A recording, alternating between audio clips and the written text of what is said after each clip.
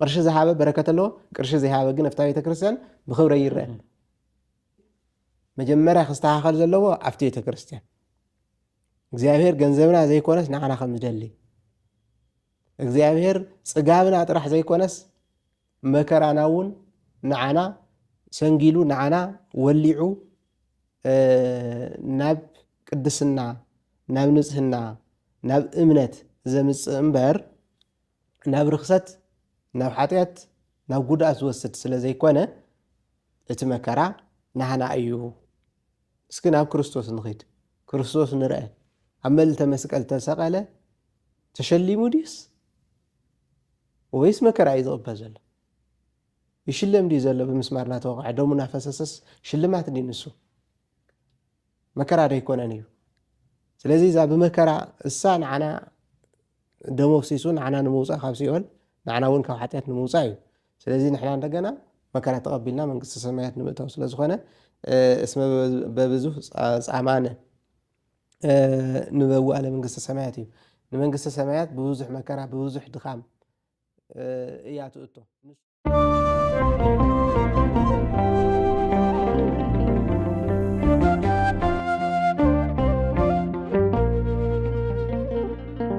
ክመፁ ሓጋይ ብግዚኡ ክመፅእ ክረምቲ ብግዚኡ ክመፅእ ንኣብነት ኣርባዕተ ዘመናት ባዕሉ ቆውዒ ናይ ሰነ ጽድያ ዝበሃል እዚኦም በብግዚኦም ክመፁ ክኾኑ ናይ መን እዩ እንተኢልካ ናይ እግዚኣብሔር መግቦት እዩ እዚ ባዕሉ እግዚኣብሔር ዝመገቦ እዩ ሓደ ሰብ እቲ ንሰብ ህይወት ዝኸውን ዘሎ ንፋስ ባዕሉ እቲ ካብ እንስሳት ካብ እፅዋት ናብ ሰብ ካብ ሰብ ናብ መንሽም እቲ ዝተቓፀለ ኣየር ናብ ደገ እቲ ሓድሽ ንፁህ ዝኾነ ኣየር እንደገና ናብ ውሽጢ ሰብ ንኽስሕቦ ዝበሃል ብሳይነስ እንታይ ትብልዎ ንስኻትኩም እዚ መን እዩ ዝገበረ እወ ኦክሲጅን ፅቡቕቲ ሓደ እቲ ካርቦን ዳይኦክሳይድ ገለ ዝበሃል ድማ ንሱ ንክወፅእ እዚስ መን እዩ ከምኡ ገይርዎ መን እዩ ከምዚ ገይሮም መጋጊቡ ዶክተር ፕሮፌሰር መን እዩ ሳይንቲስት ናይዚ ፈላስፋስ መን እዩ ተልካ እግዚኣብሔር ዝምግቦ መግቦት እዩ ካልእ እንስሳት እንተሪኢኹም እንታይ ይገብራ ኣነ እንስሳ እውን ምሕላው ዝዓወኹ ስለ ዝፈልጥ ድሕሪ ኣብ ቀውዑ ገለ ዝናብ ክመፅእ ተሎስ ኣይፈትዎን ሰውነተን ይስከፍ ብዙሕ መንሽመ ይገብሮን ድሕሪ ካብዚ ሕዚ እዋን ሒዝናዮ ዘለና ካብ መጋቢት ንዳሓር ዝናብ ዝመፅእ ተኮይኑ ግን ኣፍንጫአን ንላዕሊ ገፅ ክፍት የብላ ናብቲ ደመና ዘለዎ ማይ ዝመፀ ዘሎ እሞ ታው ይጫድራ ይሕጎሳ የምስግና ኣዎ እዚ ብምንታይ ትገልጾ ነብይ ዳዊት ብምንታይ ገሊጽዎ ኣሎ ዓይነ ኩሉ ነፍሲ ሲየፎች ያከ ናይ ፍጡር ኩሉ ዓይንስ ንዓኻ ተስፋ ይገብር እስኻ ኢኻ መጋዊኡ እንስኻ እዚኣ በቁር ሳዕረ ለእንስሳ ወሃመል ማለለቅን የጓለ እምሕያው ንእንስሳ ሳዕሪ ዘውቀል ንደቂ ሰባት ክግልገሉሉ እንደገና ለምለም ኩሉ ነገር ኣብ ዓለም ዘሎ እፅዋት ዘውቅል መግቦት ናይ እግዚኣብሔር ብሓፂሩ እዚ ተረዲእኻ ሃልወት እግዚኣብሔር ዘይትርዳእሉ ምክንያት ኣይህሉን ምናልባት ኢሉ ሕሊኑ ድፍን ዘበለ ህልኸኛ ምንም ናይ ሰብ ወይ ከዓ ኣዚሩ ክርኢ ዘይኽእል ናይ ሰብ ክሰምዕ ዘይኽእል ኣይኮነ ንሰብ ንእግዚኣብሔር ክሰምዕ ዘይኽእል እዝኑ ዝደፈነ ሕሊኑ ዝዓፀወ እንተዘይኮይኑ እቲ መግቦት ባዕሉ እቲ መግቦት እግዚኣብሔር ብቐሊሉ ከርድኦ ይኽእል ከርዳእና ይኽእል እዩ ንምባል እዩ ስለዚ ኣብ መግቦት እግዚኣብሔር ትብሎ ነገር ውስን እንተሃልዩ እዚኣ ዛኸ ዝተሃል ዳኾነ መግቦት ና በብእዋኑ መሃውለ ባዕሉ ዝለርሌና ምግቢ ለሰባት ለድሊ ለእንስሳ ለድልስ ግዚኡ ሓልዩ እግዚኣብሔር ለህሎ ዞኡደት ሃምለለ በልዋ ናፀሓ ሂደት ሂደታት ትኸድላ ተምግብላ ግን ለላ በቲ እዋን ለርሌና ማይ ለርሌና ማይ ነገርና ኣለና ኣነ እንዲኦም ብፍልይ ለለ ትረአ ኣለኹ ናይና ኢትዮጵያን ዓድና ትረአ ተሎሲ ፍሉይ ፀጋ እኒአና ለምሳሌ ናብ ካልእ ኣውሮፓ ዓዲ ትኽበር ተሎስ ና ክረምቲ ወርሒ ማለት ና ደመና ወይ ና በረድ ግዜ ይኾን ስለዚ ወቅቲ ሱስ ኣብ ገዛ ቆሪ ትኾን ተሮ ባና ዓለም ብና ኤሌክትሪክ እዮም ሙቐት ለግንዮ ገዛ ኣብ ናይና ግን ዝመግቦት እግዚኣብሔር ለኣና በቃ ፍሉይ ዝገበረልና የለ ካብ ልወስዶም ሓደሲ በብእዋን ብዘን ወቅትታት ልግበአና ሲበና ኣሎ ለምሳሌ ቦይ እዛ ንፋስ ትህና ተሎ እኽሊ ማዕፀዲ ሰዓት ማይ ሂውና እኽሊ በቑሉ ፍረት ፈርት ተሎ ደሪቑ ምስ ደረቐለ መፈላለዩ ኣብ ዓውድስ ንፋስ እኽልን ፍረን ክፈላለ ፍረን ሓሰርን ክፈላለሲ ሃመይ ለኣክል እግዚኣብሔር ለኣና ሂውና ለሎ መግቦት መን ክፈልዮ እሱ ሂደት እዚ ስለዚ እንደዚ ለኣክል ለኣና እግዚኣብሔር ዝቡና መግቦት ነገር ትረአ ተሎ እዚ ባመንገበሮ ክትብል የድልዩ ስለዚ ሃምዚ ልምክእና ለሎ መን እዩ እግዚኣብሔር ለብልና ማለት እዩ ልክዕ እዩ ስለዚ መግቦቶ እግዚኣብሔር ብምፍላጥ መበራብዓይ ብመግቦቶ እግዚኣብሔር ምህላው ሃልዋቶ እግዚኣብሔር ምርዳእ ንኽእል ኢና መግቦቶ እግዚኣብሔር ብቐሊሉ ሳይንሳውያን ፀሓይ ከመይ ትወፅእ ከመይ ተኣቱ ክንደይ ሰዓት ተኣቱ ክንደይ ሰዓትን ክንደይ ደቂቃን ወርሒ ከመይ ዝብል ከፅንዑ ይኽእሉ እዮም እዚ ካብ መን ካብ ዝፈጠሮ እግዚኣብሔር ካብ ዝፈጠሮ ዝመግቦት እዚ ናይ እግዚኣብሔር እዩ ኢሉ ንኽኣምን ሓደ መምህርና እዩ ማለት እዩ ትመበል ሓምሻይን መወዳእታን ሎሚ ዝሓዝናዮ መግቦት ካብ መፅሓፍ ቅዱሳዊ መልእኽቲ ካብ ታሪክ ናይ ኣቦታት ናይ ሊቃውንቲ ታሪክን ይኸውን ማለት እዩ ስለዚ ካብ መፅሓፍ ቅዱስ እግዚኣብሔር ከም ዘሎ እግዚኣብሔር ሰማያተ ገብረ ይብለና ሰማያተ ገብረ በቀዳሚ ገብረ እግዚኣብሔር ሰማየ ወምድረ ኣቅዲሙ እግዚአብሔር ሰማይን ምድርን ፈጠረ ይብለና እግዚአብሔር ተይሃለወ ፈጥር ኣይኽእልን መቸም ስለዚ ከም ዝነበለ ብዙሕ ክምስክረልና ይኽእል እዩ ከምቲ ሓንቶ ዝተባሃለ ናይ አብርሃም ታሪክ እውን ቅድሚኦም ዝነበሩ ናይ ልኖ ሕማቕ እንትገብሩ ተለዉ ብስነ ምግባር ዘሎ ብስነ ምግባር ሰናይ ስነ ምግባር ክህልዎም ይመኽሮም እሞ ሕማቕ ስነ ምግባር ክህልዎም እንተሎ ምቕፃዕ ፅቡቕ ስነ ምግባር ክህልዎም እንተሎ እንደገና እግዚአብሔር ዕርኽተይ ክሳብ ምባል ምፅዋዕ ክሳብ ምስዋር ካብ ሞት እውን ክሳብ ምስዋር እዚ መን እዩ ናብ መን ይኸይዱ እግዚአብሔር ተዘይሃልዩ ንሄኖክስ እግዚአብሔር ተዘይሃልዩ 600 ዓመት ተፀቢዩ ተወሰነ ዓመት ኣብ ገነት ተሰዊሩ ፀኒሑ እግሪ ገነት ፀኒሑ ካብኡ ክስውሮ ዝኽኣለ ናበይ ከወሰዶ እግዚአብሔር ተዘይሃልዩ እዚ ናበይ እንታይ ኢና ክንገብሮ እዚ ናይ መፅሓፍ ቅዱስ ቃል እዚ ናበይ ንገብሮ ስለዚ ናይ መፅሓፍ ቅዱስ ቃል ሓደ ግዜ ኣብዚ ኣብ መግቦት እውን ክነእትዎ ንኽእል ነርና ኢና ሓደ ሰባት እንታይ ዝገብሩ ኣለዉ እግዚኣብሔርስ ከም መዳለዊ ዓይነት ከም መዳለዊ ወላ ሃልዩስ ከም መዳለዊ እውን ዝቆፅሩ ሰባት ታዩ እስራኤል ይብል ኩሉ ግዜ እዎ ስለዚ እግዚኣብሔር ዝፀሓፎ ይኮነን ወይ ከዓ ናብቲ ሃልወቱ እውን ክሳብ ምጥርጣር ንምንታይ እስራኤላውያን እዮም ፅሒፎም ክኾኑ ዝኽእሉ ዝመፅሓፍ እዚ እምበር እግዚአብሔር ተዝህሉስ እግዚአብሔር እንድሕር ንኩሉ ፈጢሩ ብፍቕሪ ዓይኒ ዝርኢ እንድሕር ኮይኑ ንኩሉ ድማ ዝምግብ እንድሕር ኮይኑ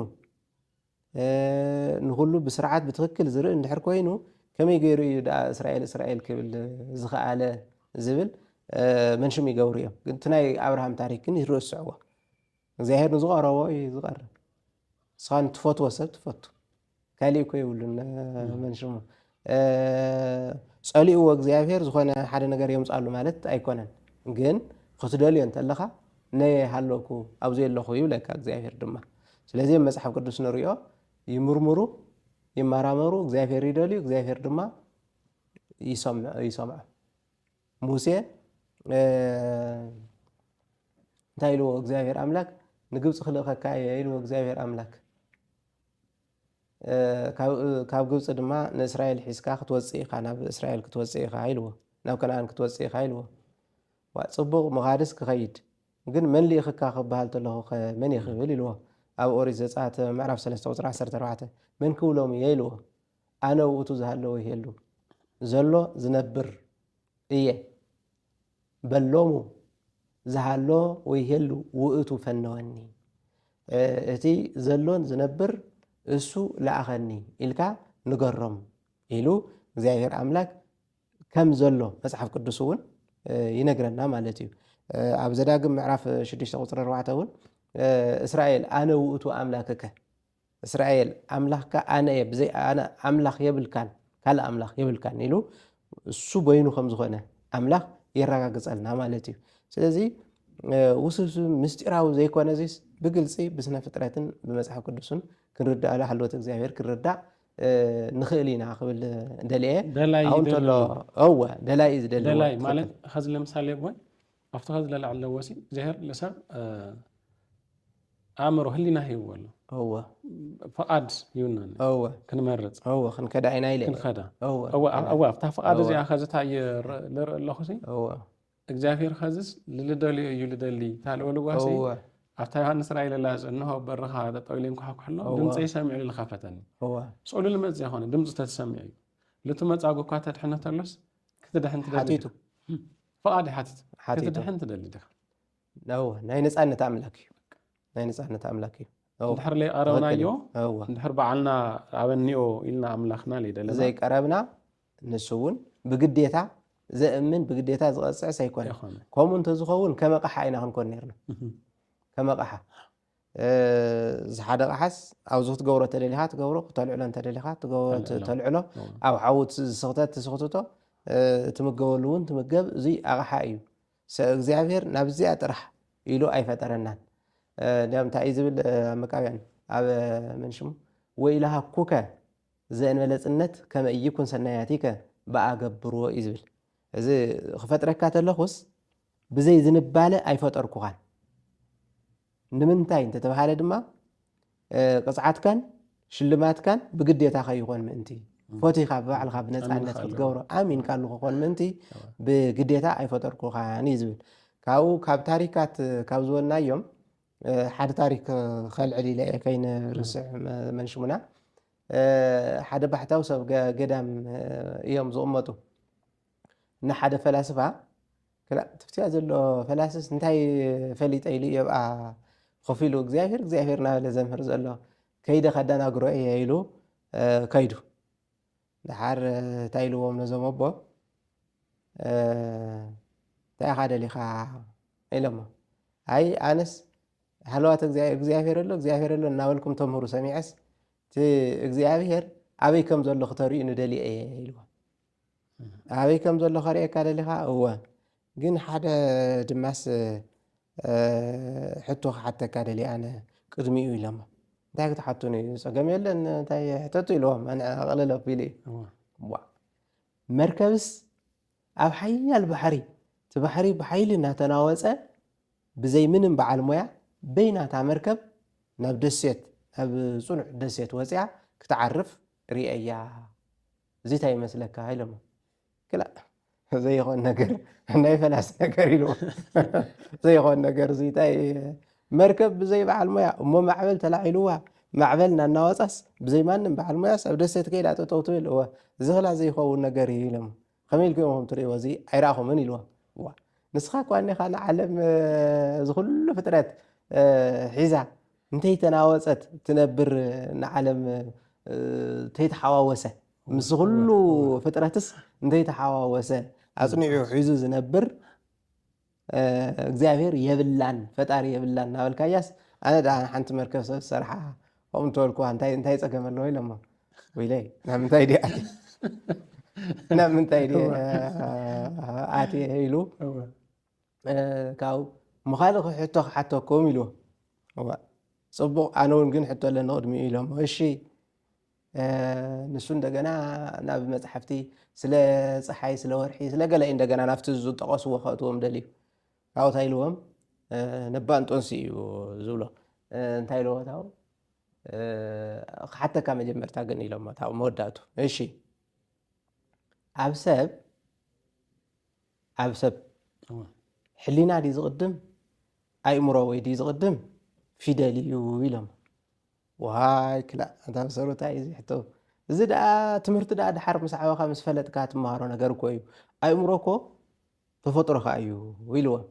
እሞ ኣእምሮ ንዘለዎ ሰብ ትምህርቲ የድልዮን ኢሎሞ መወዳእቱ ኣእምሮ ንዘለዎ ሰብ ብዙሕ መምረ የድልዮን ስለ ፍጥረት ዓርሱ ተኣሽም ኢሉ ከኣምን ይኽእል እዩ ኢሎም ረቲዖም ሰዲዶሞ ዝብል ታሪክ ኣሎ ናብዚ ተወስኾ ነገር ተሃልዩ ንወስኽ ናብቲ እወ ፅቡቅ እዩ እኒኦ ፋና ምናልባት ثلاث هاليوا نابينك يخون أرسل لا تشكرك هلو تجزير كده لأستلو بجح كونا بتخن عينة تمهرنا يو كن بلو يسأل لهم ذكر هذا خاطر لو بتعمل تدنا خاطر بشأن جزير كان تحدش مخالي خاطر دانا كنت هاي جرماني از كل جزير بز كل لا تفلت الهلي بز كله سنة تروتو بز كل نجار جزير هلو تجزير كنا لا خالنا هلنا أو لخوانا جزير جزير الليل والنجار اللي علينا جزير الليل والنجار بهمنا كلنا شغل خنياتو بهمي كان مكرا بزحت كل خلي كاوتشين كم زحت كل خلي كحزن بزحت كل خلينا لما نجزير الليل ديو مكرا كزحنا تلو مثلا كزحنا تلو لا بهمينا استيزي أبونا إنما ملكم أو أنا كلمة بوناك وصحي إزي هذه نقبلك يا إما نانا اللي قباي قديم سلجمر كوس يجمر ما أصيله داش مقبل عنه هذه حلو تجزير نحر زخانة أيوه خازت هالعلا الله أنا بصفحات الجلز نحر خانة نحر بتفترة أنا أيوه نحر بهاللي أنا جزير مهلا يفلتنا أيوه نحر بمسحفت مرميرنا جزير مهلا أيوه نحر الرجع جزنا إذا كله جزير مهلا نحر ترجع جزا ناس تحسسها بهاللو تجزير تايمسل لي خذ عصر دي تايمسل تيلنا سبب سلسلة من قدي قلته سلها اللو تجزير ثم قال تايولو جزير اللي يون طالع بلمس زهر يلي زهر لبهال يلي يلم يعزو خازي جاتم زهر يلي لهم ترغاغصو تلوله تايوهم ملعلنا طوم غيرهم لوسدو سبسي بفرحي እና በጭንቂ ብለለው ምናባዊ ሂደቱ ለፈጠሮ እና ባዓሉ ናህሊኑ ጣውቲም በይ እግዚአብሔር ልባል ሲል ይልብል ድምዳሜ ለቅሙጡ አለው ቶም ሓደ ለዚያተም አቦና ዳዊት ለ መዝሙር 53 ቁጥር 1 ለለሲ ይብል አብ በልቡ አልቦ እግዚአብሔር 13 ይብል አብ በልቡ አልቦ እግዚአብሔር ለካይ ሰብሲ ወ እንት ሰነፍ ለሆነ ሰብ ካዚ ሰብ ጥራ ሰነፍ ይዚ ሰነፍ ለሆነ ሰብ እግዚአብሔር የለ ኢሉስ ይብል ኢሉ ስለዚህ ናቶም ሓደ አካል ርም ለና ሰባት ጠቅለለ ቢሎምስ እግዚአብሔር የለ ኢሉ ነው ቅዱስ ጳውሎስ ለኮ ሰብ እግዚአብሔር የለ ኢሉ ተበለሲ ስለ እግዚአብሔር ለምህላዩሲ ልውሳኽ ለቅናስ ነገርስ ታይኒዮ ሉዓሊም በይል ጎዶ ለና ሃሎት እግዚአብሔርና በተሰብሲ ታይክመጽ የለ ይበለ እንይወላ ካዚ ትንዮ ልብለ ተጠቃመ ሆንሎ የለይ በማልኻ ግን ንመጽ ነገር ሐምለ የለ ይገልጽልናል ስለዚህ እቶም ሓደ ጣይሎም የለ ይምሉሎ እቶም ካልኦት ከታይውሉ ተልናስ ይሃሊ አነ ታገድሽል አነ ለደልዮ ምንባሪ ምብላዕ ምስታዩ ጣይ ምህራስ ማራፊዩ محقوس يلدلني بقى عاوز من اسكاول الله درس ስለዚህ ስለሃለው ተግዘር ታአቴን ይለም ጭንቂ ለይደልዩ ሶልኻ በቃ ምንዋር ልብል ልመርጾለው አፍታ ሳልሴትን መጽተለና ሃለው ተግዛብሔር ለተረዳው እግዚአብሔርማ እንዮ ሉሉ አካላት እንዮ እግዚአብሔር እንዮ ይለም አፍታ እግዚአብሔር እንዮ ይለም ሉሉ ሳለለብ ሰለስተይና ክንሪያ ማለት ከዚህ እቶም ሓደ ታይሎ እግዚአብሔር እወ እንዮ ካው በመህላዩ ለለ ምእማኖም ጥራይታ ሆነይሲ አው ለመጾም መከራ አው ለመጾም ጭንቅ ሁሉ እግዚአብሔር ከሕልፈና አይሉም አሚኑም ልጓዝዮም ዚያቱ ሃም 3 ደቂቃ በትንቢተ ዳንኤል ምዕራፍ 3 ለለው 3 ደቂቃ መከራ መጸ ሐው መጸ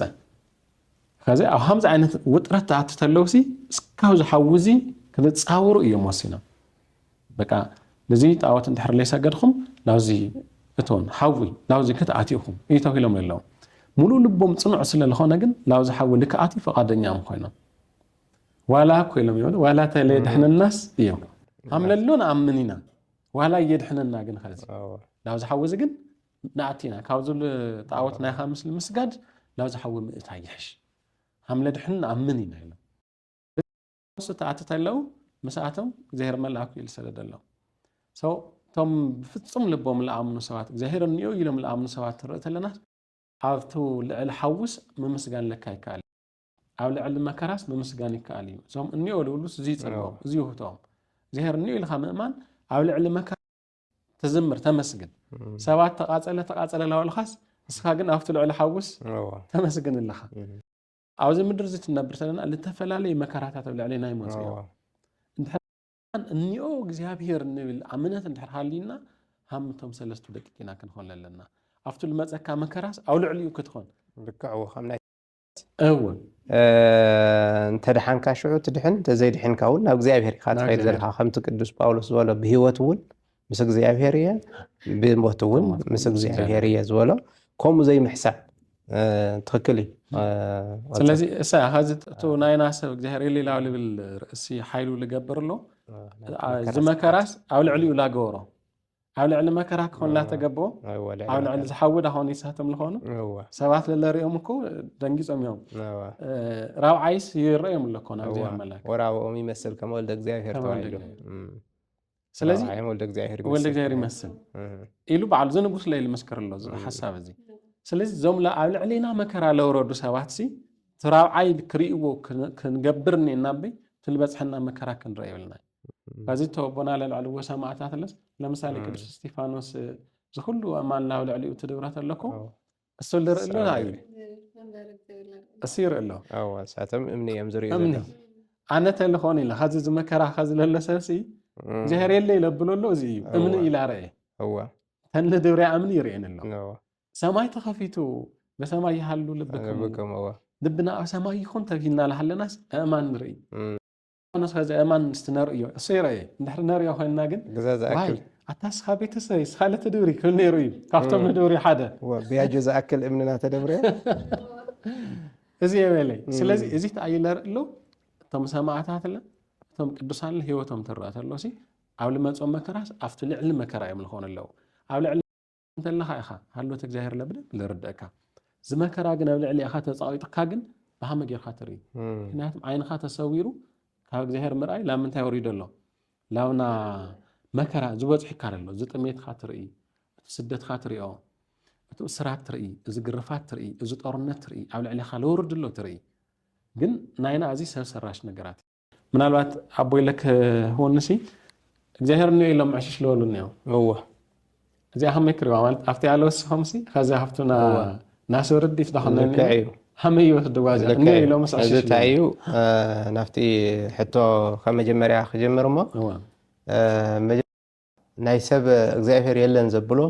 ሰለስተ ነገር ኢልና ንሓስ ከምቲ ዝበልካዮ እቲ ዘሎ ከም ዘሎ ኮይኑ ጥምር ንምባል ግን ብፅማቑ እቲ መጀመርያ መከራ ናይ መከራ ብዝሓት እዩ ናይ መከራ ፅዕንቶ እዩ እግዚኣብሔር የለን ዘብሎ እቲ ካልእ ኣብ ሳይነስን ኣብ እምነትን ዘሎ ማእኸል እዩ እቲ መበል ሳልሳይ ድማ ከምቲ ዝተባሃለ ሸለልትነት ሃይማኖት ኣብ ናይ ሃይማኖት ሸለልትነት ኢልና ክንሕዞ ንኽእል ኢና ሕድሕድ ክንሪኦ እንተለና እዚአን ብመንሽሙ ብተናፅል ክንሪኦ እንተለና ወይ ብዝርዝረን እቶም እግዚኣብሔር የለን ዝብሉ ብመከራ እግዚኣብሔር የለን ዝብሉ ሰባት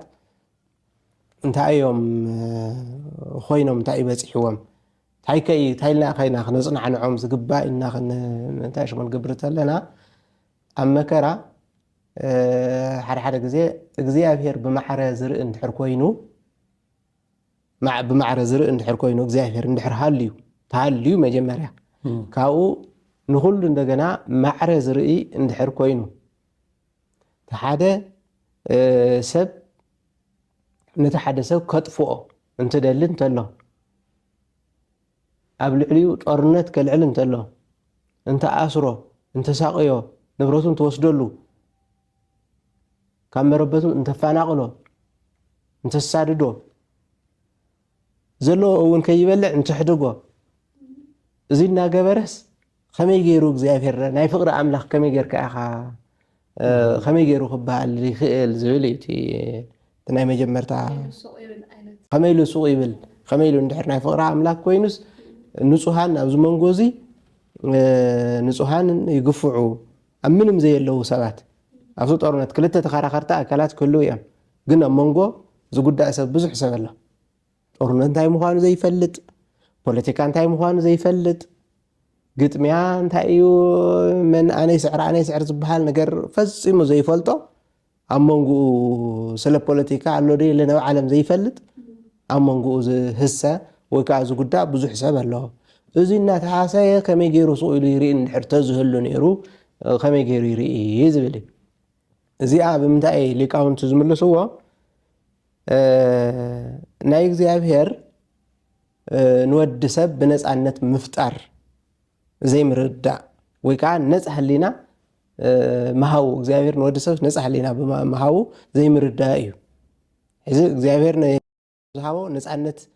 ዓብይ ክብሪ እዩ ድልየቱ ንክሰርሕ ድልየቱ እዚ ተጠቂሞም ደቂ ሰባት ብኽፉእ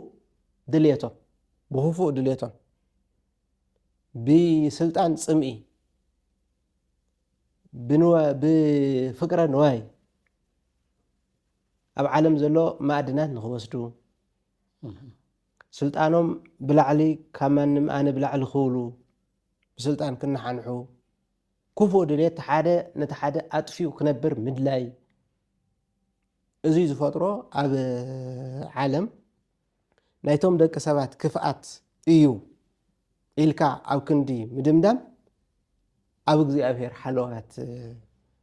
ሕቶ ምልዓል ሕዚ እንታይ እዩ ናይ እግዚአብሔር ሕያዋይነት ሕያው ባህሪ ምዃኑ እግዚአብሔር ብባህሪኡ ፍቅሪ እዩ እግዚአብሔር ብባህሪኡ ተዓጋሲ እዩ እግዚአብሔር ብባህሪኡ ሩህሩህ እዩ እግዚአብሔር ብባህሪኡ መጋቢ እዩ እግዚአብሔር ብባህሪኡ ጽኑዕ እዩ እግዚአብሔር ብባህሪኡ ዘለዓለማዊ ነባሪ እዩ ንደቂ ሰባት ከም ደቁ ዝሕሑ መጋቢ ኣቦ እዩ እዚ ምርዳእ ገዲፍካ እቲ ሰብ ዘልዓሎ መከራ ናብ እግዚአብሔር ምጥባቅ ምንም ዘይራኸብ ሰባት ብነፃነት እንድሕር ዝኾነ ክሓስቡ ተለዉ ግድብ ኣቢልዎማ ንስኻ እውን እኮ ሓደ መዓልቲ ዝኾነ ሓሲብካ ነርካ ትኸውን ኢኻ ሽዑ መዓልቲ ሞይትካ ኣለኻ ኣይትነብርን ስለዚ ተፍቲ ኣብ ልዕሊኻ ክኸውን ዘይትደልየስ እግዚአብሔር ክገብረልካ ምድላይ ፀላኢኻ ከጥፈአልካ ዝኾነ ሓደ ሰብ ዝኾነ ነገር ተገይሩስ ንዕኡ ሻዓ ንሻዓ እግዚአብሔር ህልም ከብሎ እዚ እግዚአብሔር መዓልቲ ዕጉስ ኢልና ብባህሪኡ ዕጉስ እዩ እዩ ዝኽልክሎ ኣብ ዓለም ግን ተናእሰይ ንበር ኢሉ ክንዲ ዘለዎ ዕድመ ክነብር ይፈቅደሉ እዩ ኣብዚ ምሱ ተወሳኺ እንታይ ክህሉ ይኽእል ብፍላይ ኣብ ኣመንቲ ድማ ኣመንቲ ኮይኑ ኣብ ዝፀንሑ ሰባት ኣብ ቤተ ክርስቲያን ወይ ቤተ እግዚአብሔር ዘለው ኣገልገልቲ ካህናት ናይ ስነ ምግባር ጉለት ከርእዩ እንተለው ካህን ኮይኑስ ወይ ገንዘብ እንተለዓዕል ወይ ሰብ እንትብድል ወይ ናይ ብንፅህና ምክንያት ዝኾነ ክርአ እንተሎ እቲ ሰብ ኣለዎ ኢሉ ክኣምን እንተሎ እዚስ ቤተ መቅደስ ናይ እግዚአብሔር እናገልገለስ እውነት እግዚአብሔርስ ኣሎ እንድሕር ሓቂ ኮይኑ ቅስፍ ዘየብሎ ንምንታይ ከመይ ኢሉ ይብል እንታይ እዩ ዝመስሎ እቲ ሰብ ልክዕ ንዕኡ ብምቕሳፉስ ትኻልእ ሰብ ዝመሃረሉ እዩ ዝመስሎ ግን ኣይኮነን ክፍኣት እንድሕር ሃልይካ ሓደ ሰብ ስለ ዝተቐሰፈ ንሄ ክንደይ ሰብ ደይሞት ኣለን ብጦርነት እንደገና ጦርነት ደይእወጅ የለን ድሕር ከምኡ ኮይኑ መዓዘ ሰብ ብከምኡ ይፈርሕን ሕሊንኡ እንድሕር ዘይተኣሽሙ ዘይሉ ኣይኸውንን ስለዚ ናይ ግለሰብ ስነ ምግባር እዩ ኢልካ ክንዲ ምድምዳም ኣብ እግዚአብሔር ዓቕሚ ምልካዕ ናይ እግዚአብሔር ቤተሰብ ምቕሳፍን ዘይምቕሳፍን ይኽእልን ዓይነት መቕሳፍ ይኽእልን ዓይነት ምውድዳር ክንዲ ተዓጊስዎ እዩ ተዓጋሲ ኮይኑ እግዚአብሔር ርህሩህ እዩ ንስሓ ከኣቱ ይፅበዮ ኣሎ ቅዱስ ጳውሎስ እንታይ እዩ ዝበለ ትፈቅድ ኑ ታስተኣብድ ዶለ እግዚአብሔር ንእግዚአብሔርስ ሓጢአት ሰሪሕኻ ንሳእትወኒ ኢልካ ስለ ዝለመንካዮ ዕድመ ስለ ዝሃበካ ግዜ ስለ ዝሃበካስ ሓጢአት ዘይፈልጦ ዶ ይመስለካ ወይስ ሓጢአት ምስራሕኻ ዝፈትዎ ዶ ይመስለካ ወይስ ከማኻ ከምቲ ንስኻ ክፉእ ተሓስቦ ንሱ እውን ሻዓ ስራሕ ክተብል ተለኻ ብትኽ ከብለካ ኢኻ ትደሊ እዚስ ወይስ ንእግዚአብሔር ዓሻ ኢኻ ትገብሮ ኢሉ ዝሓቶ ኣሎ ቅዱስ ጳውሎስ ነቶም ከምዚ ዓይነት ሰባት ክግስፅ እንተሎ እና ኣብ ካህናት ብዙሕ ግዜ ኣብ ካህናት ዝረአ ነገር ኣሎ ንኣብነት ኣብ ዘመነ ሰማዕታት ቅድመ ልዕልናዮ ዝነበርና ናይ ዲዮቅልጥያኖስ ዘመን እኮ ብሓደ ካህን ምክንያት እዩ እቲ ዘመነ ሰማዕታት ተኣወጀ ናይ ሰማዕታት 40 ዘመን ብሓደ ኣጋግዮስ ዝበሃል ካህን እዩ ዲዮቅልጥያኖስ ምስ መፃልእቱ ማዕዱ ዘለው ሰባት ምስ ካልእ ንጉስ ይፃላ እሞ ወዲ ንጉስ ሓደ ፅቡቅ ቆልዓ ብዕድሚኡ ንእሽተይ መልክዑ ፅቡቅ ዝኾነ ቆልዓ ይማርኽ ኣብኡ ናብ ኣምፂኡ ወዚስ ኣብዚ ክቕመጠ ይግብኦን ኣብ ቤተ ክህነት ኮይኑ ክመሃር ኣለዎ ኢሉ በቲ ሽዑ ግዜ ናይ ትምህርቲ ማእኸል ቤተ ክህነት ስለ ዝነበረት ናብ ትምህርቲ ወሲድዎ ነባ ኣጋግዮስ ሓደራ ኢሉ ሂብዎ ቶም ቤተሰብ መፅኦም ብወርቂ ገዚኦም ወሲዶሞ ዲዮቅልጥያኖስ ግን ቀለብ ይልእ ከለ እዩ ነቲ ቆልዓ ዘድልዮ መሰረታዊ መንሽሙ ይልእ ከለ እዩ ኣሎ ኢሉ ካብኡ ካልኣይ ብዓመቱ ብተወሰነ ዓመት ፀኒሖም ፅልኢ ያልዒሎም እንደገና ተባኢሶም ቶም ዓዲ ተቆልዓ ከይዱ ሰልጢኑ እንደገና ወታደር ኮይኑ መራሒ ኮይኑ መፅኡ ኣሎ ኣብ ግንባር ተራኺቦም መይሶም ኣብ ጦርነት ተራኺቦም ማሪኽዎ ሽዑ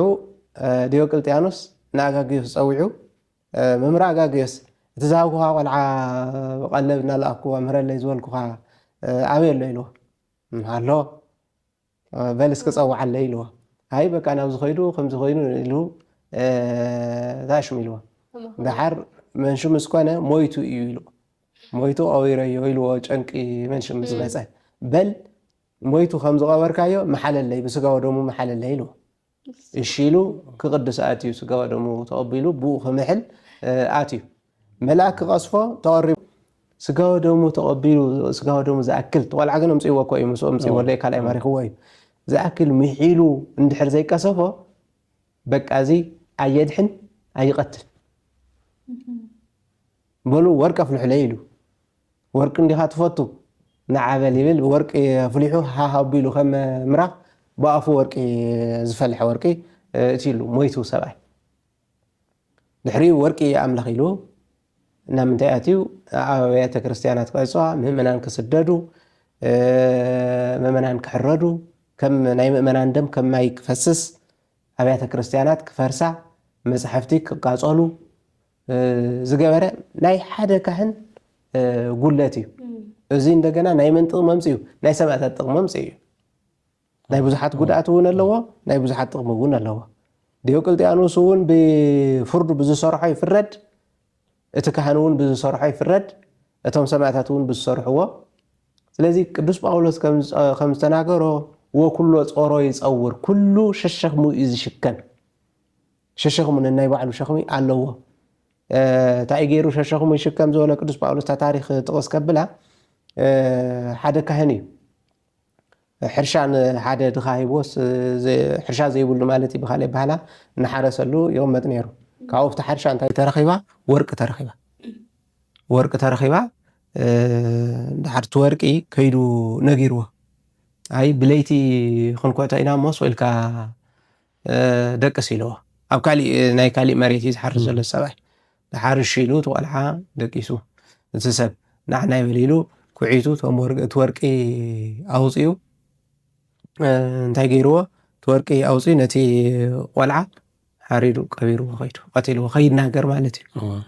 እቲ ሰብ ግን ይፈልጥ እቲ ካልእ ሰብ ዝረአየሎ እዚኣ ዝሰምዐ ሰብ ኣሎ ትቐሽሽ ነቲ ሰራሕተኛኡ ቀቲሉ ከም ዝቐበሮ ነታ ወርቂ ከይነግረሉ ንካልእ ሰብ ወርቂ ከም ዝተረኸበ ከይነግረሉ ማለት እዩ ኣብዙ ይቅበልን ኢሉ እዚ ሰብ ዝረአየ ካብዚ ሰብ እዚ በዚ ሰብ እዚ ስጋ ወደሙ ክቕበል ኣይክእልን ኢሉ ይቕመጥ ነይሩ ድሕሪኡ እንታይ ርኡ ሰይጣን ከም ፈረስ ሰሪርዎ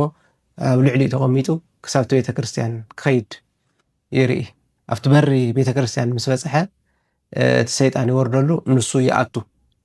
ድሓር ተኣሲሩ ኢዱን እግሩን ተኣሲሩ መልኣክ እንቲ ቅድስ ይሪኦ ካልእ እውን ብካሊእ ባህላ ኣብ ባሕሪ ኮይኑስ ባሕሪ መንሽሚ እዩ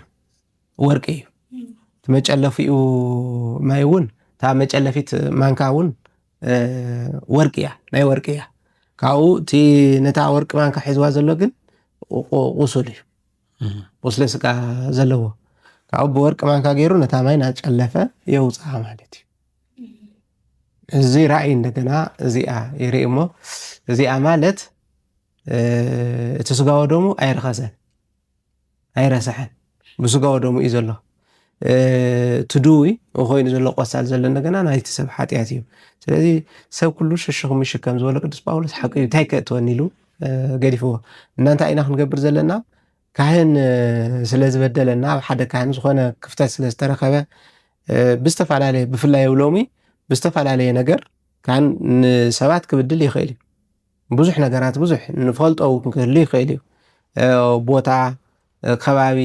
ስም ስለ ዘይጥቀስ ስኢልና ብሓፈሻ ኣብ ካህን ጉድለት ኣሎ ኢልና ጥዑይ ካህን ከም ዘሎ ሕማቕ እውን ኣሎ ኢልና ንሓዝ እሞ ሕዚ እቲ ሕማቕ ብሕማቑ እግዚኣብሔር ክፈርደሉ እዩ ኢልና ኢና ክንሕዞ ዝግባእ እምበር ወይ ከዓ እግዚኣብሔር ተዓጊስዎ ናይ እግዚኣብሔር ትዕግስቲ ምናቕ እናተኸኣለ ናይቲ ሰብ ሕመቕ ርኢና ነቲ ሰብ ብዘይ ምቕሳፉ ንእግዚኣብሔር ሓሜት ኣይግባእን። እዚ ዝገብረና ዘሎ ድማ ናይ እግዚኣብሔር ነፃነት እግዚኣብሔር ዝሃበና ነፃነት እግዚኣብሔር ዝሃበና ክብሪ ብዘይ ምርዳእ እዩ ንምባል እዩ። እቲ ካልኣይ ሳይነስን እምነትን ኣብ ሳይነስን እምነትን ምትሕውዋስ እዩ። ንኣብነት ሳይነስ ከም ጣዓንቶ ዝበሃል ዝነበረ ኣብ ስሩሕ ነገር እዩ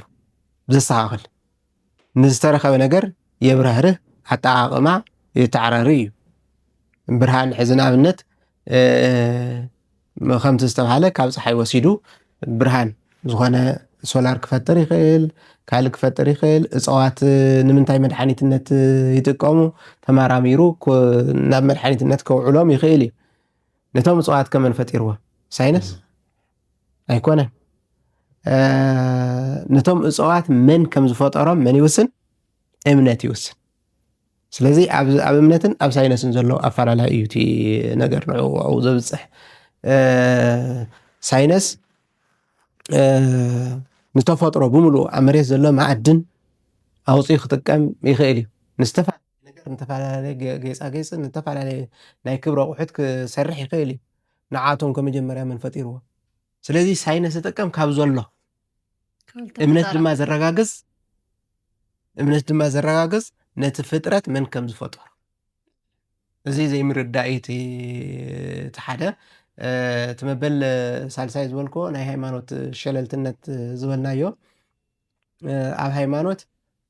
ኣነ ኣመንኩ ኣይኣመንኩ ጥራሕ ፅቡቕ ንስራሕ እምበር እንታይ ይምልከተኒ ስለ እግዚኣብሔር ምህላው ዘይምህላው ዝምልከተኒ የለን ዝብል ናይ ሃይማኖት ስንፍና እዚ ከም ጣዓንቶ ዝተባሃለ ይብላዕ ኣብ በልቡ ኣልዎ እግዚኣብሔር ዝብል እግዚኣብሔር ናንወሮስ እግዚኣብሔር የለን እሞ ኣብ ገዛና ሓደ ሰብ ከም ጣዓንቶ ዝተባሃለ ብዙሕ ነገር እናገበረልና ኣፍልጦ እንተዘይሂብናዮ እንታይ ከም ዝረኸበና ንፈልጥ ኢና። እግዚኣብሔርና እናንበረና ግን ንእግዚኣብሔር የለን ክንብል እንተለና እዚ ዓብይ ዕዳ እዩ። እቲ መሰረቱ ግን ስንፍና እዩ። ካሊእ ምንም መንሽም ክውሃቦ ኣይኽእልን፣ ምክንያት ክውሃቦ ኣይኽእልን። ጥቕልል ብዝበለ መልክዑ ሎማዓንቲ ንነጋገረሉ ዘለና እንታይ እዩ? ኣብ ሃለዋተ እግዚኣብሔር ንሕና ስኢልና ሕሊናና ስለ ዝተሸበረ ስለ ዝፈራሕና ፈራሓ ስለ ዝኾንና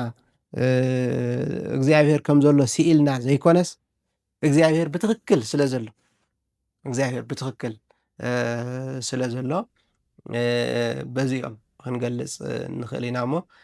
ሃለዋተ እግዚኣብሔር ብኸምዚ ተገሊጹ እግዚኣብሔር የለን ዝብሉ ሰባት እውን ካብዞም ሒዚ ዘለዓልናዮም ነገራት ክኾኑ ይኽእሉ እዮም። ካብ መከራ ይኹን ብመከራ ይኹን ብሳይንሳዊ ብስንፍና እግዚኣብሔር የለን ካብ ምባል ንኩሉ ፍጡር ይመሓሮ ብዝብል ተጠቓለልና እዩ ይሓይሽ። ጽቡቕ እዩ። ያው ሎማዓንቲ ብል ነበረ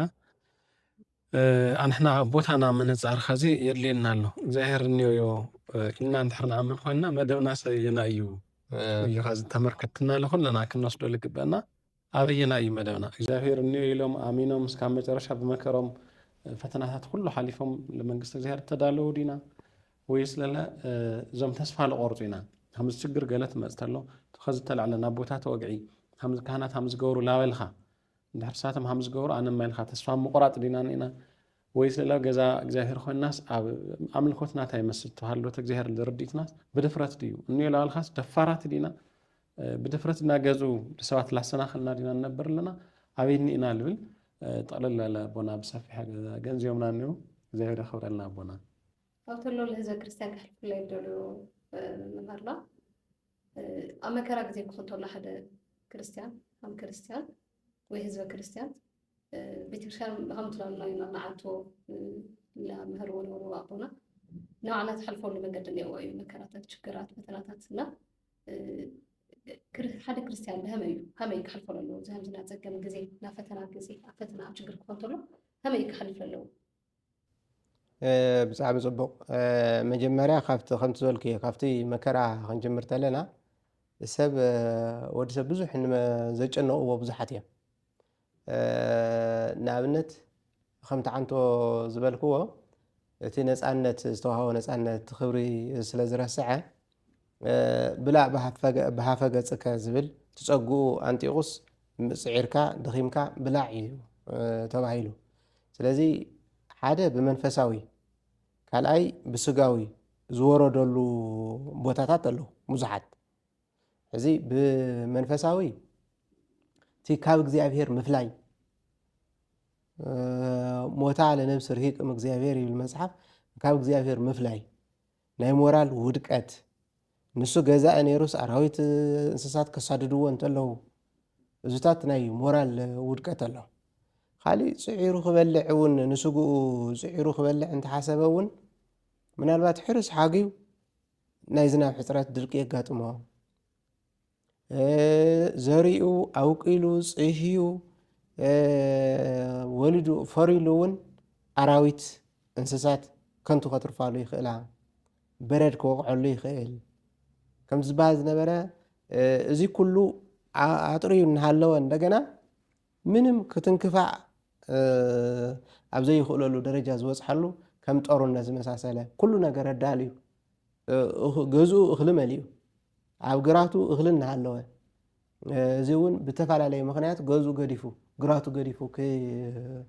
ክሃድም ዝኽእለሉ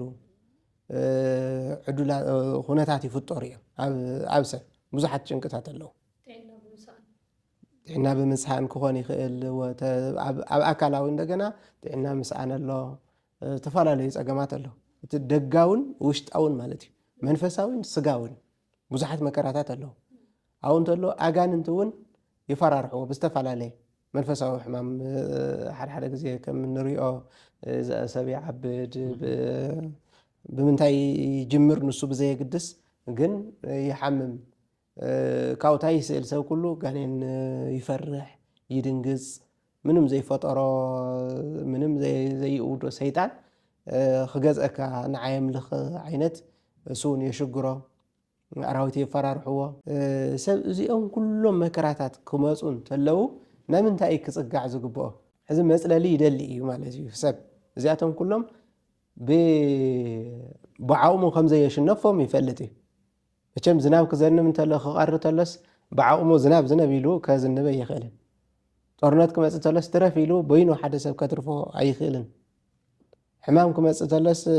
ክሓምም ኣይክእልን ክሳቕ ኣይክእልን ኢሉ ባዕሉ ከውግዶ እዚ ሕማም ኣብዝታት እዩ ዘሎ ከውፀለኒ ኢሉ ከውፆ ኣይኽእልን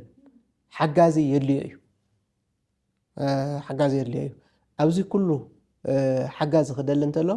ናብ እግዚኣብሔር ክጽጋዕ ኣለዎ እዞም ሕዚ ዝተባሃሉ መከራታት ብዙሓት ካብኡ ዘርዘርናዮምን ዘይዘርዘርናዮምን መከራታት ክመፁ እንተለዉ መከራ ንክርስቲያን ብምንታይ ይምሰል ወርቂ ብሓዊ ምፍታን ክትዛረባ እንተለኻ ቀላል ነገር እያ ቀሊል ማንም ሰራሕተኛ ይፈልጣ እዩ እዚኣ ወርቅስ ብምንታይ ትውላዕ እንተልካዮ ብሓዊ ክርስቲያን ብምንታይ ይውላዕ እንተልካዮ ብመከራ እዩ ግን መከራ ክመጽእ እንተሎ ንሃድም እንድሕር ኮይና መከራ ኣብ መከራና ግዜ እግዚኣብሔር የለን ጽቡቕ ዝረኸውናሉ ኣዝመራብ ዝኾነ ጥዕናብ ዝረኸውናሉ እኽለብ ዝረኸውናሉ ሃፍተብ ዝረኸውናሉ ስራሕ ኣብ ዝተመቻቸወሉ ኩሉ እግዚኣብሔር ኣሎ ብሱሩ እንታይ ድዩ ሒዝዎ ልክዕ ናይ ሎሚ ሒሳባዊ እምነት እኮ እዩ ሒዝና ዝኔና ከተምልኽ ተለኻስ ብዘምልኽካዮ ቁፅርስ በረከት ትረክብ ዓይነት ናይ ምድሪ በረከት እዚኣ እኮ ኣብታ ቤተ ክርስቲያን እውን ይቅርታ ገበሩለይ እምበር ኣብታ ቤተ ክርስቲያን እውን ብጣዕሚ ዘይፈትዋ ኣካይዳ ዝኾነ ቅርሺ ወፂኻስ እዛ በረከት እዚኣ ዝመልኣ መን እዩ ሸዓ ስለ ዝመለአስ በቃ በረከት ሙሉእ ወሲዶ ኣሎ ማለት እዩ እቲ ዘይሃበ ግን በረከት ኣይረኸበን ባዕልና እውን ናይ ኣብ ቤተ ክርስቲያን ዘለና ሰባት ኢና መጀመርያ ክነስተኻኽሎ ዘለና ሰብስ መጀመርያ ገንዘብ ብምሃቡ ወይ በገንዘብ ብምርካቡ ዘይኮነት በረከት መንፈሳዊ በረከት ክረክብ ኣለዎ መጀመርያ ውሽጡ ክረጋጋዕ ኣለዎ ውሽጡ እንድሕር ተረጋጊዑ ጦርነት ውሽጡ እንድሕር ጽኑዕ ኮይኑ ኣብ እምነቱ ጽኑዕ እንድሕር ኮይኑ ሰብ ምስ እግዚኣብሔር ኣለኹ ኢሉ እንድሕር ኣሚኑ ሰብ ዘፍርሖ ነገርን ዘስግኦ ነገርን እንድሕር ዘየለ ምስ እግዚኣብሔር ኣለኹ ኢሉ ዝኣምን እንድሕር ኮይኑ ዝተደባለቐ ይዳባለቕ ዘፍርሖ ነገር እየሉን ንምንታይ ተሃለወ ምስ እግዚኣብሔር እዩ እንትሞተ እውን ናብ እግዚኣብሔር እዩ ሕዚ እዚ ክርስትናና ናይ ሎሙ ዝኒሄ ክርስትናና ክንፀግብ እንተለና ምስ እግዚኣብሔር ኢና ክንጠም እንተለና ግን እግዚኣብሔር የለን እዩ ሓሚምና ምስ እግዚኣብሔር ጥዒና ምስ እግዚኣብሔር ሞይትና ምስ እግዚኣብሔር ብህይወት ነበርና ምስ እግዚኣብሔር ኣይኮንና ንብል ዘለና ታጌጋ ኣብያ ዘላ በረከት ክንረክብ ተለና ናይ ስጋዊ በረከት ምስ እግዚኣብሔር ኣለና ስጋዊ በረከት ክርሕቐና እንተሎ እግዚኣብሔር እውን ዝረሓቐና መሲሉ ዝስምዓና ሰባት ብዙሓት ኢና ኣመሃህራና ቤተ ክርስቲያን እውን ከምኡ ጌርና ሃኒፅናዮ ማለት እዩ ትህንፀት ከምኡ ኮይኑ ቅርሺ ዝሃበ በረከት ኣለዎ ቅርሺ ዘይሃበ ግን ኣብታ ቤተ ክርስቲያን ብክብረ ይርአ መጀመርያ ክስተኻኸል ዘለዎ ኣብቲ ቤተ ክርስቲያን እግዚኣብሔር ገንዘብና ዘይኮነስ ንዓና ከም ዝደሊ እግዚኣብሔር ፅጋብና ጥራሕ ዘይኮነስ መከራና እውን ንዓና ሰንጊሉ ንዓና ወሊዑ ናብ ቅድስና ናብ ንጽህና ናብ እምነት ዘምጽእ እምበር ናብ ርክሰት ናብ ሓጢአት ናብ ጉድኣት ዝወስድ ስለ ዘይኮነ እቲ መከራ ንዓና እዩ እስኪ ናብ ክርስቶስ ንኸይድ ክርስቶስ ንርአ ኣብ መልዕልተ መስቀል ተሰቐለ ተሸሊሙ ድዩስ ወይስ መከራ እዩ ዝቕበል ዘሎ ይሽለም ድዩ ዘሎ ብምስማር እናተወቅዐ ደሙ እናፈሰሰስ ሽልማት ድዩ ንሱ መከራ ዶ ኣይኮነን እዩ ስለዚ እዛ ብመከራ እሳ ንዓና ደሞ ፍሲሱ ንዓና ንምውፃእ ካብ ሲኦል ንዓና እውን ካብ ሓጢአት ንምውፃእ እዩ ስለዚ ንሕና እንደገና መከራ ተቐቢልና መንግስቲ ሰማያት ንምእታው ስለ ዝኾነ እስመ በብዙሕ ፃማነ ንበውእ ኣለ መንግስቲ ሰማያት እዩ ንመንግስቲ ሰማያት ብብዙሕ መከራ ብብዙሕ ድኻም እያ ትእቶ ንሱ እውን እኳስ ትናህና ድኻም ትናህና መከራ ተቐበልናዮ መከራ ብቑዕ ኣይኮነን ናይ እግዚኣብሔር ሕያዋይነት ተወሲኽዎ እያታ መንግስቲ ሰማያት ትውረስ እዚ ድማ ዝመፀ ዝመከራታት ብምሉእ ዝመፀ ብናይ ደቂ ሰባት ክፉእ ድሌት ብናይ ደቂ ሰባት ናይ ስልጣን ፅምእን ናይ ተፈላለየ ነገራትን እምበር እግዚኣብሔር ዘምፅኦ መከራ እግዚኣብሔር ከም ዘየምፅእ ክመፅእ እንተሎ ብናይ ሰባት መከራ ክፍጠር ተሎ ግን እቲ መከራ ተዓጊስና ክንሓልፍ ከም ዘለና መከራ ምዕጋስና እንደገና ንዝበለፀ ክብሪ እምበር ንሓሳር ከም ዘይኮነ ሓደ ተምሃርስ ክፍተን እንተሎ ንምንታይ ኢኻ ትፍትኖ ክወድቕ ድዩስ ክሓልፍ ክሓልፍ እዩ ሓቀይ ፈተና እውን ዝመፅእ መሕለፊና እምበር መውደቂና ኣይኮነን ስለዚ ዓይነ ስጋ ዓይነ ተፈቲና ክንሓልፍ ኣለና እምበር ተፈቲና ክንወድቕ የብልናን እቲ ዘመሓላልፎ መልእኽቲ ክብል ደልየ ፈትዋት ደቂ እግዚኣብሔርና ሎማዓንቲ ነበረና ፃንሒት እዚ ይመስል ኣብ ሎማዓንቲ ነበረና ኣስተምህሮ ብዙሕ ነገር ተመርኩም ኢልኩም እንትኾን ተስፋ ይገብር ኣብ ነበረና ኣስተምህሮ ሓሳብ ርእይቶ ተሃሊኩም ኣብ ኮሜንት ጸሓፉልና ጥያቄ እውን ተሃሊኩም ኣብ ኮሜንት ጸሓፉልና ሚድያኩም ላይክ ሼር ሰብስክራይብ ብምግባር መንፈሳዊ ኣስተምህሮ ላኹል ክባጻሕ ግበሩልና ሰላም እግዚአብሔር ምስኹላትና ይሃሉ